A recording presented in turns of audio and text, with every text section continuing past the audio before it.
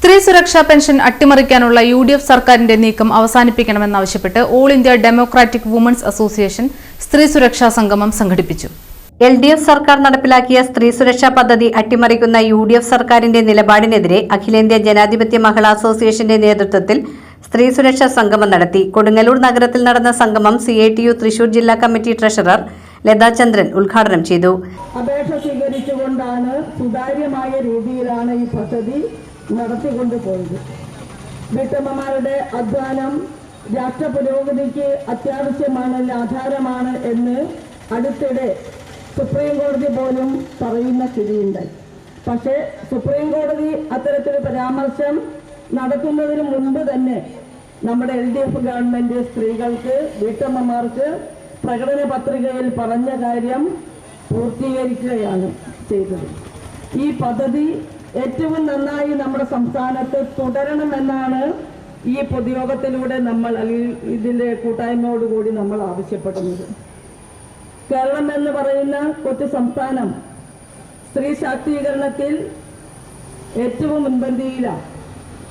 കേരളത്തിന്റെ സ്ത്രീ ശാക്തീകരണ മാതൃക ലോകത്താകെ പ്രശസ്തി ആർജിച്ചിട്ടുള്ളതാണെന്ന് നമുക്ക് ഓരോരുത്തർക്കും അറിയാം.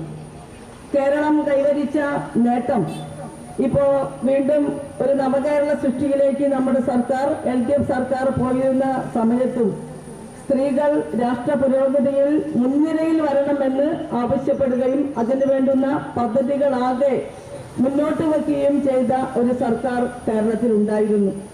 നമുക്ക് അതറിയേണ്ടതുണ്ട്.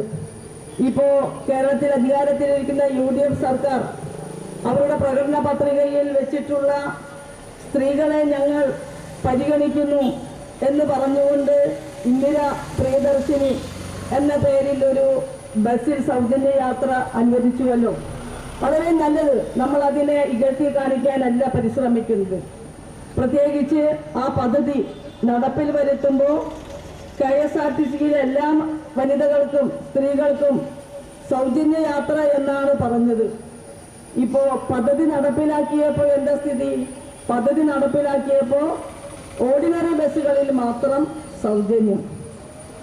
സ്ത്രീകളുടെ പ്രവർത്തനങ്ങളെ അത്ര മാന്യമായി UDF സർക്കാർ കാണുന്നില്ല എന്നതിന്റെ ഒരു CPIM Kodungallur area committee secretary Mushtaq Ali അഭിവാദ്യങ്ങൾ അർപ്പിച്ച് സംസാരിച്ചു. രാധിക അനിൽകുമാർ അധ്യക്ഷയായി. സംഘാടക സമിതി ചെയർമാൻ KK രാധാകൃഷ്ണൻ സ്വാഗതവും PG നൈജി നന്ദിയും പറഞ്ഞു. TP Prabhesh, Ashraf Saban, PN Ramadas, PN Vinayachandran, Aleema Rasheed, റസോജ Haridas എന്നിവർ സംസാരിച്ചു. പെരിഞ്ഞനത്ത് CPIM ജില്ലാ കമ്മിറ്റി അംഗം RL ശ്രീലാൽ, മതിലകത്ത് മഹിളാ അസോസിയേഷൻ സംസ്ഥാന കമ്മിറ്റി അംഗം KJ ഷൈൻ, ശ്രീനാരായണപുരത്ത് മഹിളാ അസോസിയേഷൻ ജില്ലാ വൈസ് പ്രസിഡന്റ് സോന കരീം, എടവിലങ്ങിൽ മഹിളാ അസോസിയേഷൻ ജില്ലാ ജോയിന്റ് സെക്രട്ടറി CK ഗിരിജ, മഹിളാ അസോസിയേഷൻ സംസ്ഥാന കമ്മിറ്റി അംഗം വത്സല ബാബു എന്നിവർ ഉദ്ഘാടനം ചെയ്ത് സംസാരിച്ചു.